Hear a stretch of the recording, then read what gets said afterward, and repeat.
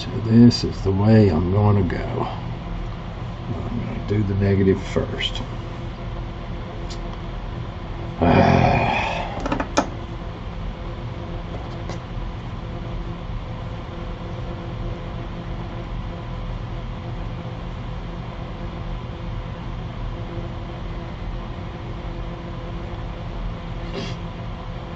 Okay.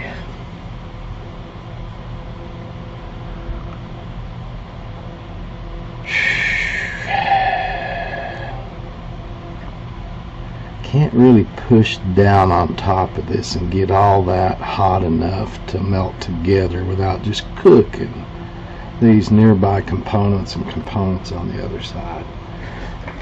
So what I'm going to try to do here, boy, I think I need a pair of needle nose pliers real quick.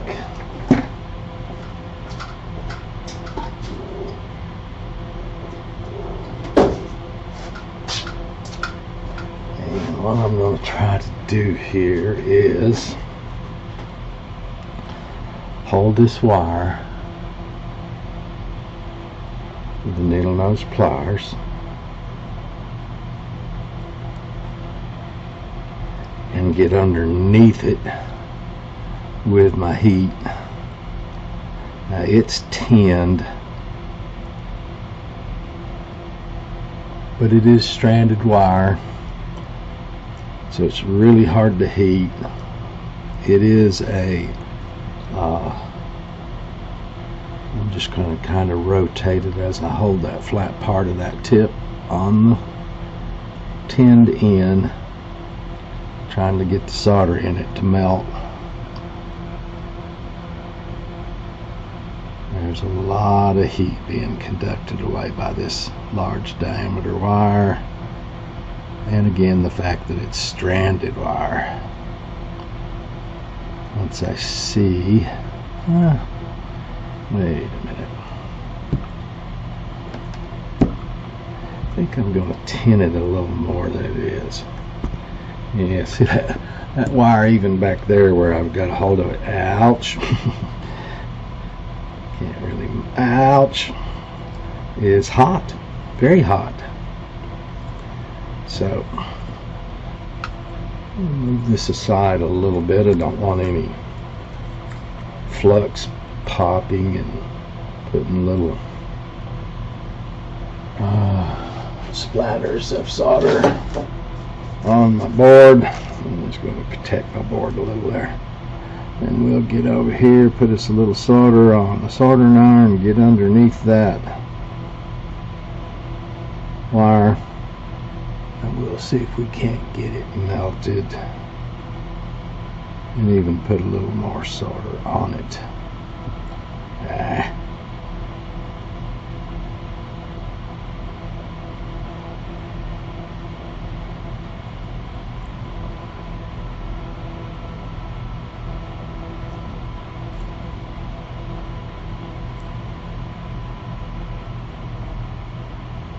There we go. Oops. Yep. Now we're got it hot enough to where it's melting solder. And we want to keep that heat on there. Don't want to put any more solder on it, because actually what's happening right now is that solder's wicking down inside that conductor. Now that I've kind of got it molten, try to get a hold of it again with the pliers. And here's the bummer, I got to take the soldering iron off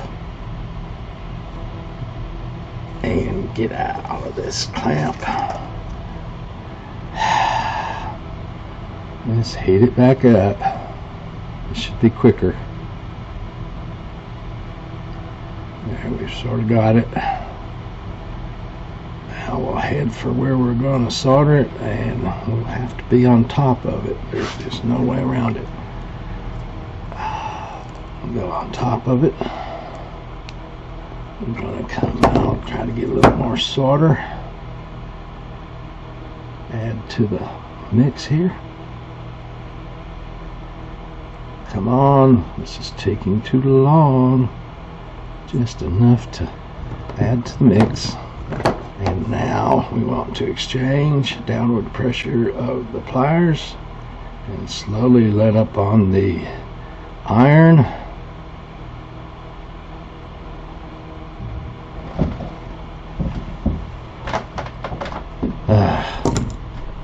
Boy.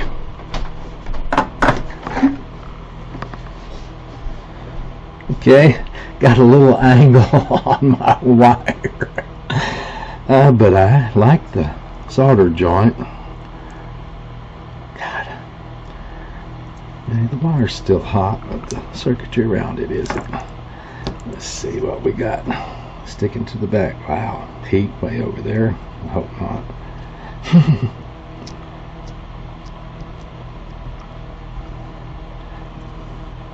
Now then, get my focus going here, and we'll look at what happened there. Whoops.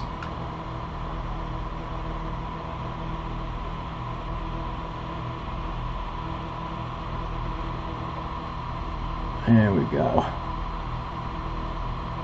So there's your negative, and there's my solder job. Got a little wire or something hanging off the left side there, looks like. Gonna have to touch that up. But the rest of that solder joint, oh, rest of that solder joint looks pretty good to me. Nice and shiny, not dull, which would be a cold solder joint, which produces heat and resistance and just basically messes up your soldering.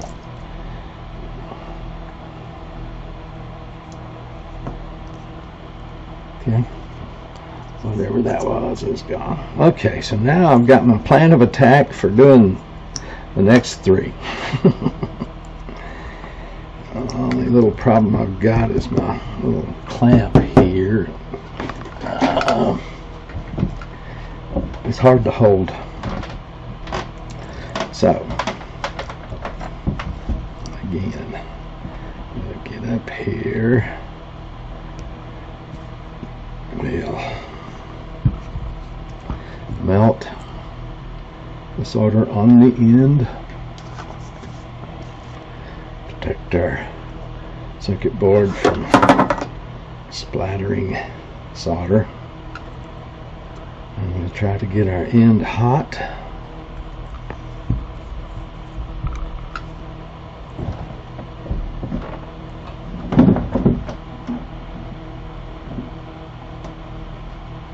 Get the solder melted. I think we're building a house upstairs.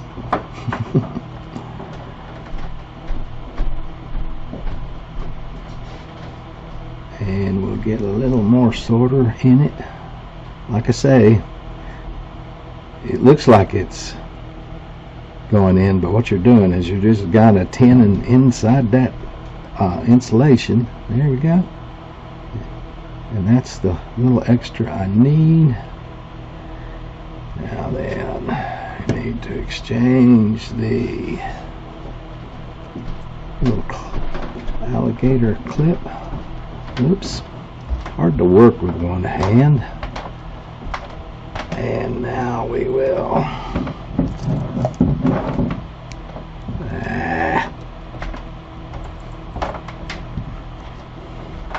go back to putting some heat in. Oh, rats. Don't have my... I screwed up there, didn't I?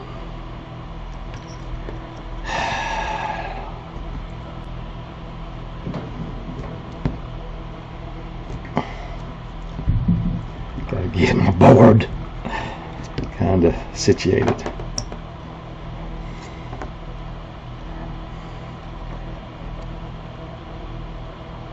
Get my board stuck to the blue tack, and now kind of start all over again. Looks like I've got enough heat in the iron now. Ouch! That wire is still hot. Or I think I can do this instead of using that little alligator clip. Let's try going this way, because we've got the solder in it now.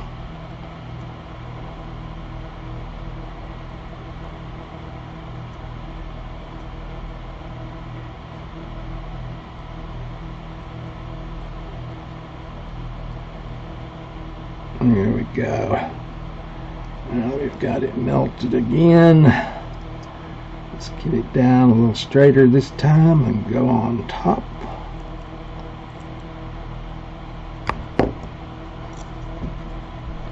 Add just a touch of solder if we can get it in there. Get it in there quick. Yeah, about like that. This is beginning to take too much time.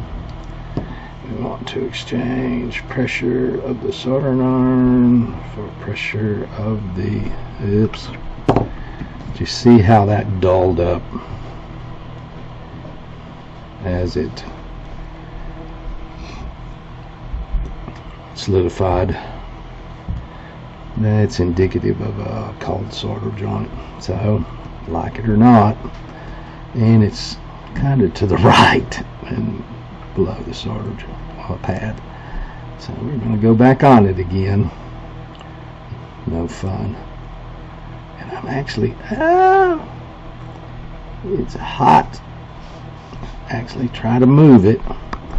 And again, need just a little more solder in there for a good solder joint. Hard to get in there, I can't really see. Now then, again, oops.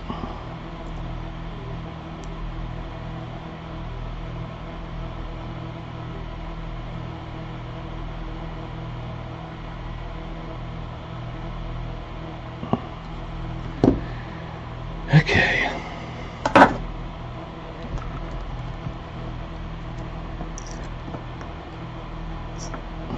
It's a little better solder joint, but the wire is just to the right on the solder pad.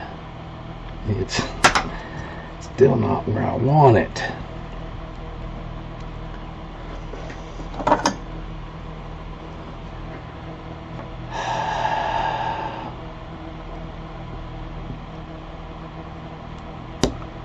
See? And there's what I mean by cold solder joint. I put a little mechanical pressure on it and it just popped right off of there. That's what I knew was going on. While I'm in here just for kicks and grins, I'm going to pull on the other one. Yeah, see, that other one's there. That's the way it's supposed to be. You can see that's kind of dull. May be able to, may not.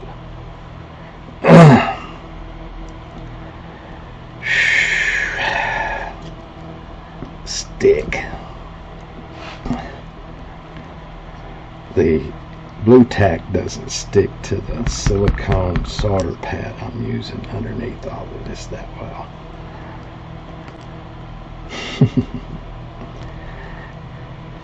Alright. Shoot. That'll get me burnt. So I'll start again. I'm going to heat up the frack.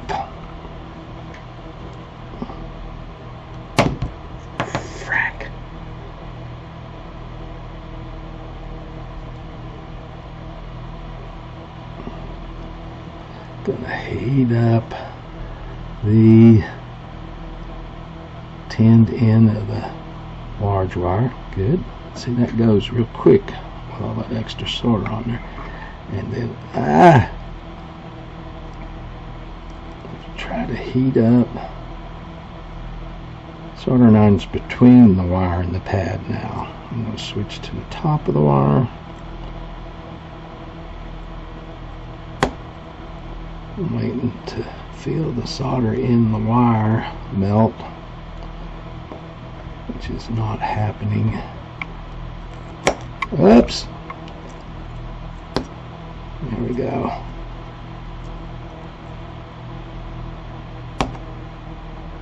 want it to melt into the soldering pad.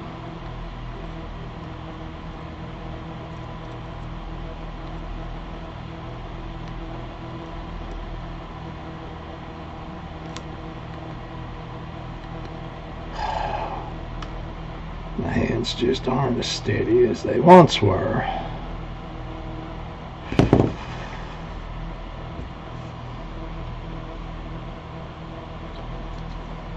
And my solder knot's coming apart.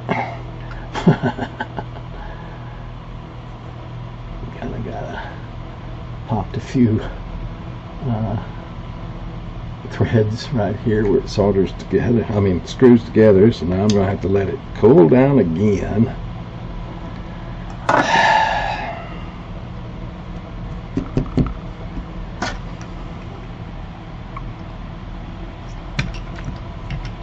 Well, give it the old tests that my chief and stuff used to give it in the military. Pull it apart. I cannot pull it apart.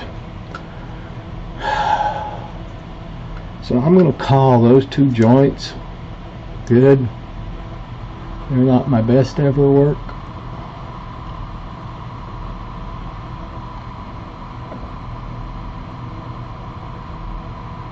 But there's a strong mechanical connection. It's not the prettiest in the world, but I don't want to put any more heat in the board. They're not cold solder joints, so I'm going to call it good. Right above the plus and the minus there, you can see that 9 volt to 12 volt pad that I didn't solder together on this second 765-wing. Alright, I'm going to do the rest of this right here off camera. That kind of showed you what the struggle can be with those large diameter and silicone wires. But there's nothing you can really do about that, because you need that diameter for the current it's going to be conducting. This has like 135 amp current sensor in it, and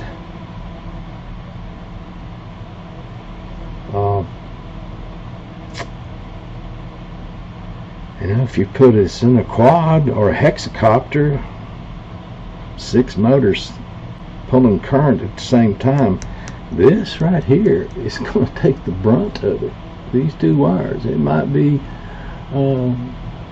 divided out in the 4 ESCs that are supplying that current to 4 separate motors, but this battery input is going to take it all. There's just no way around that.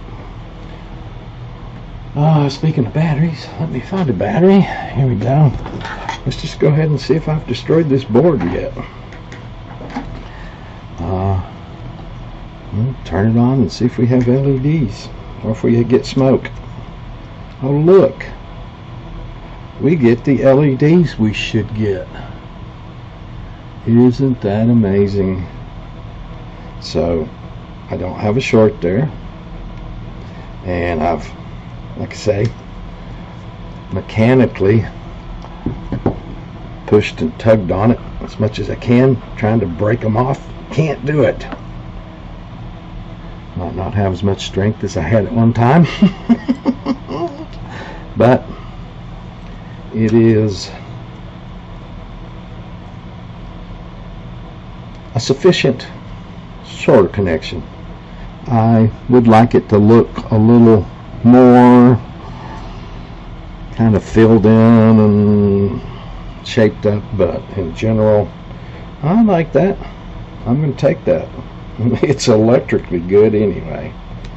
So again, I'm going to do some of this other off camera because this is taking too long. I will see you when I get that done.